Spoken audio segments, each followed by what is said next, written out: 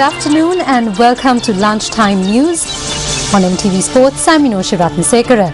Let's start off with a look at the headlines this afternoon.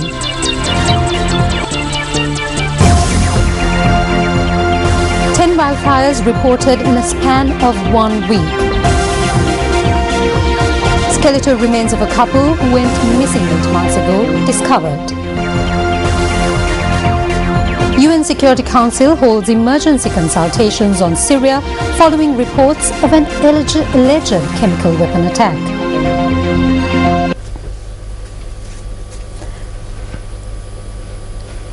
In local news, the Disaster Management Centre says that 10 wildfires have been reported within the past 1 week alone. The Assistant Director of the Centre, Pradeep Kodipilli, said that with the commencement of the dry season, residents of respective areas set forests alight. He further noted that majority of such incidents have been reported from the Monoragala district. The most recent incident took place in the Rahatan Khanda Forest Reserve in Buttara yesterday. Wildlife officers say that 200 acres of land was affected as a result of the fire. The Assistant Director of the Disaster Management in the Monoragala district, H. Ravindra, says that the fire which erupted last evening was doused by the army, police and area residents together with the wildlife officers.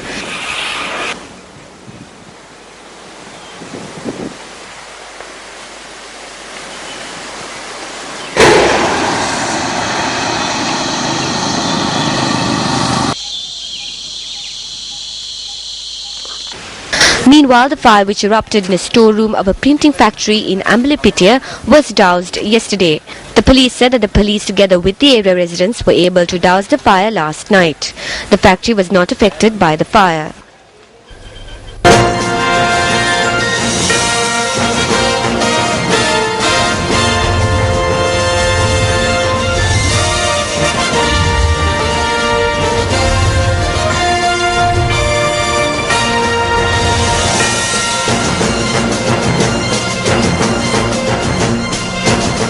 $11,500 displaced voters have submitted applications requesting facilities to be provided for them to cast their votes in upcoming provincial council elections.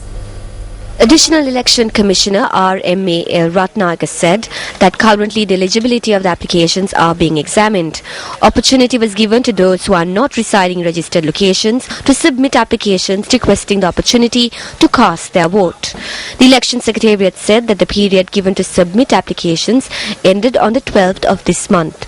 He also said that all applications in this regard have been submitted by individuals in the Northern Province. An election propaganda rally of the United People's Freedom Alliance was held in Hatton yesterday. MP Nama Rajapaksa expressed these views at the meeting.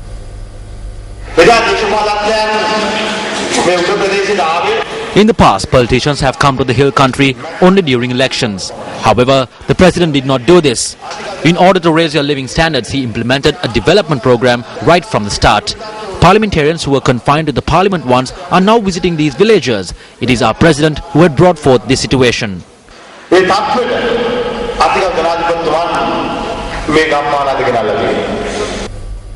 Leader of the Democratic Party, Sarath Fonseca, expressed these views at an event held in Tambulla yesterday.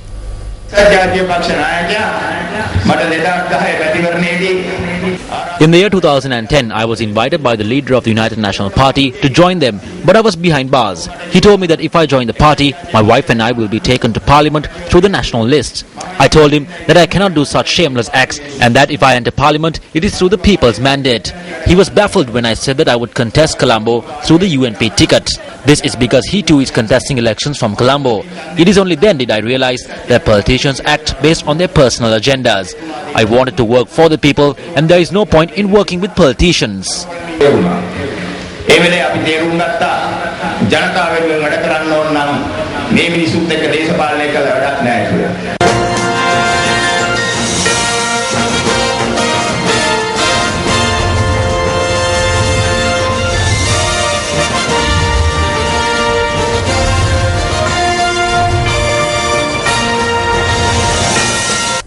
Skeletal remains of a couple have been discovered in the Akurasa Wilpita Forest Reserve. The police said that the skeletal remains were identified to be of a couple who were reported missing 8 months ago. The skeletal remains were found in a shrubbery area in close proximity to the Akurasa Vilpita Sri Dharma Rakshita Aranya Senasanaya. The police was tipped off by a monk at the Aranya Senasanaya.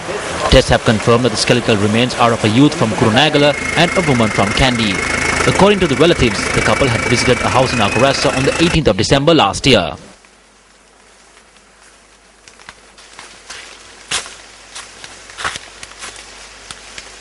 We notified the police of the disappearance, but we did not receive any information. A monk from the Aranya Senasanaya had been walking in the woods and had come across the SIM card. He called us. We notified the police and came here.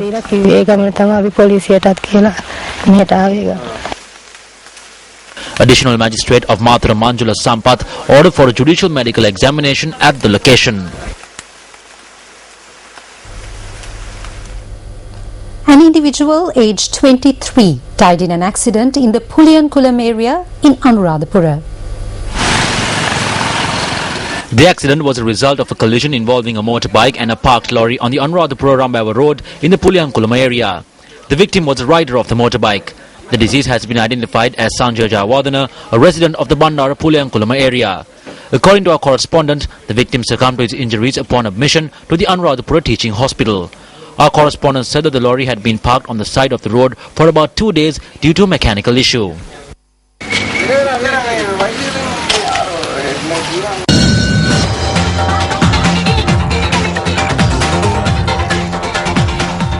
Bradley Manning, the US soldier convicted of the biggest breach of classified data in the nation's history by providing files to WikiLeaks, was sentenced to 35 years in prison yesterday. A military judge sentences U.S. soldier Bradley Manning to 35 years in prison for the biggest leak of classified data in the country's history. Manning was convicted last month on 20 charges, including espionage and theft, for giving hundreds of thousands of classified diplomatic cables to the pro-transparency website WikiLeaks. His supporters gathered outside the courtroom in Fort Meade, Maryland, where they vowed to continue fighting for him. You are a hero! The 25-year-old will be eligible for parole after serving 1/3 of his sentence. The European Union made a decision to restrict weapons exports to Egypt following a special Foreign Affairs Council meeting in Brussels yesterday. Member states have agreed to suspend export licenses to Egypt of any equipment that could be used in internal repression. Before the meeting, some EU members had requested to cut off its financial assistance to Egypt, which amounts to $6.7 billion. But the Council failed to reach an agreement on this issue, worrying it will harm the fragile economic situation and the people in Egypt. In the conclusion, the EU called on all Egyptians to halt the cycle of violence and refrain from actions that would incite further violence. It urged all political parties to engage in a real and inclusive dialogue in order to restore a democratic process, responding to the legitimate requests and aspirations of the Egyptian people.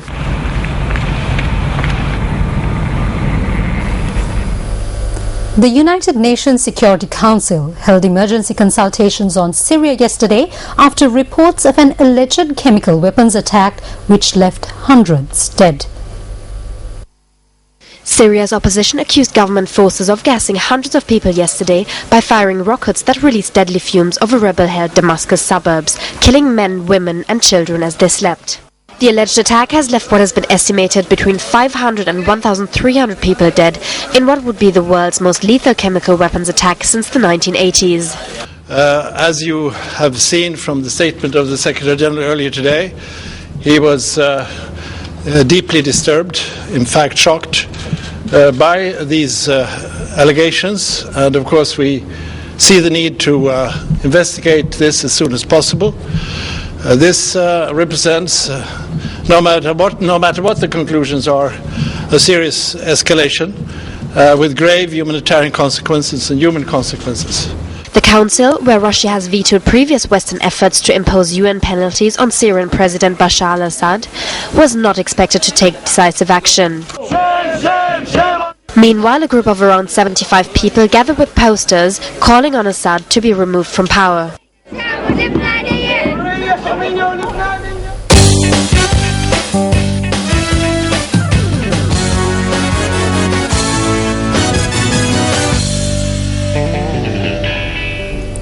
A team of observers of Cricket Australia, the governing body of the game from Down Under, visited the city of Rajkot in India's western state of Gujarat yesterday. The purpose of their visit was to inspect the facilities and readiness of the stadium ahead of the series against the home team of India, due to be played in October. The three-member team visited the Saurashtra Cricket Association Stadium at Khanderi to check the preparedness and other facilities. India is expected to play the visiting Australians on the 10th of October. Security concerns were the top priority of the visiting team, and they hoped India to ensure that their players are safe during the tournament in October. Former Indian cricketer Siru Naik, who is currently designated as manager of operations for the Board of Control for Cricket in India, said he was satisfied with the stadium's playing conditions. Rajkot, when I came last, was under construction, and I feel it's one of the best stadiums in India now, with all facilities and spaces available. I also welcome Australia to play in Rajkot, where they don't have to worry about the pitch, because it's a highway compared to the other pitches in the country. The visiting media manager of Cricket Australia, Adam Fraser, said that the facilities looked magnificent. He said the Australian cricketers would be looking forward for their Indian tour and play at Rajkot. The facilities are magnificent, very impressed with what we're seeing here today. Glad to hear it'll be a highlight. It's certainly a good wicket for our team. I know the team's very much looking forward to playing the T20 here. Very much looking forward to touring India. We're looking forward to our discussions that we hold with all the security and law enforcement agencies here in India, and we're confident that they'll make sure that the Australian team is safe and put all the procedures in place that we're comfortable with. So. During the tour of India, Australia would play 7 one-day internationals and a one-off T20 match. And Neymar scored his first goal after Lionel Messi was substituted, as Atletico Madrid and Barcelona drew 1-1 in the Super Cup first leg yesterday. Barcelona going to pretty much every match as heavy favourites, and despite the quality of opposition in Atletico Madrid, this match was no different. But Barcelona are now without David Villa, and he was a difference in the first half. An excellent cross from Arda Turan was volleyed home by Villa after 12 minutes, and it was a new acquisition who proved to be an annoyance for Barca again after 17 minutes.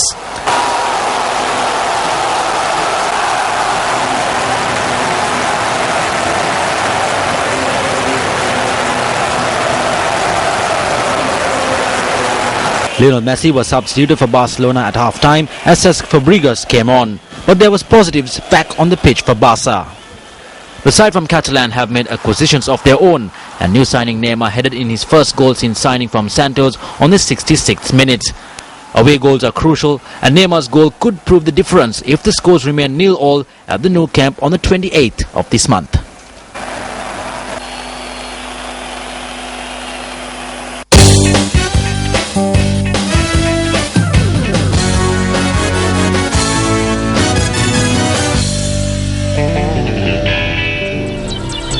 Thank you for watching. Do join us again at 1:55 for the very latest. I'm Meenakshi Ratnasekara, News First.